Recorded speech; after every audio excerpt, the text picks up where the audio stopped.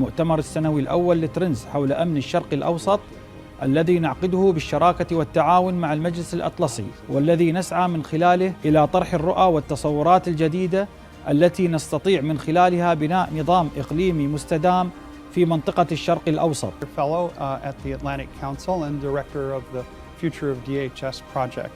I want to welcome everyone today for joining us either in person or virtually for an important conversation about the security and economic prosperity of the Middle East. Talking about Middle East security in a changing world is not an easy task. The security of this troubled, important region has been, throughout its history, linked to the politics of great powers dominant in the world and the nature of the dominant world order. President Biden has articulated a clear strategic vision, committing us to a more sustainable set of long-term relationships with our partners in the Middle East and North Africa. These relationships must feature. They start on something that's been very productive, which is the GCC electricity grid. And despite the differences that have occurred and existed among the GCC states, the GCC grid has been... There are several things that we need to also address.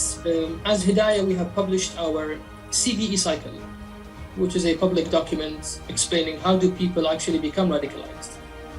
And we rely on this charts publication in most of our work. And probably in the next 20 years, other than security-related issues, but I think placing the discussions and a security framework, as others have noted, is crucial. If there is no security and no stability, there will be no economy, no trade, no mega projects. The Middle East security out to 2040 and beyond. In fact, we don't need to wait up to 2040 to see the impacts of the climate change. 9/11 in 2001 has developed an online way of actually initially communicating and creating an online space for dialogue between people of the Middle East and Americans. Jihadist sympathizers over the world adopting some of the codes, some of the terms. So that is something for sure that...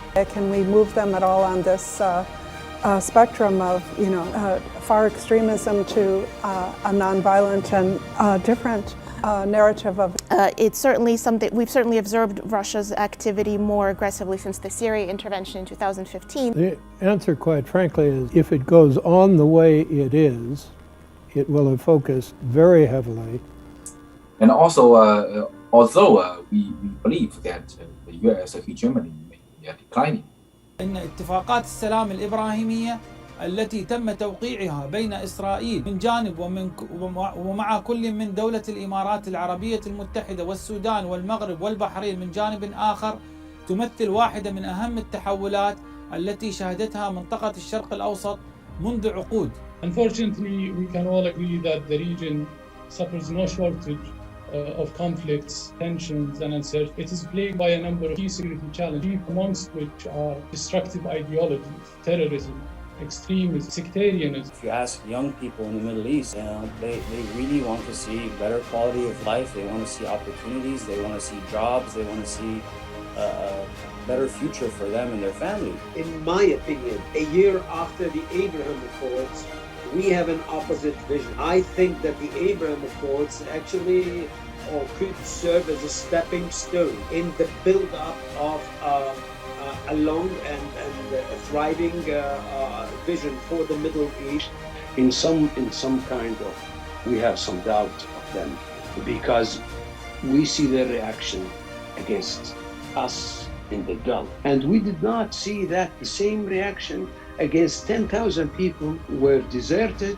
We have to admit that such threat is not limited to the region, and that is, I think, we have to capitalize on this issue. It's whatever program Iran has. There is a new mechanism, there is a new dynamism in the region that is addressing those issues, and I think it would easily be bleeding, let's say, or extending itself. Many people believe that journalists look for bad stories, and bad stories is great content.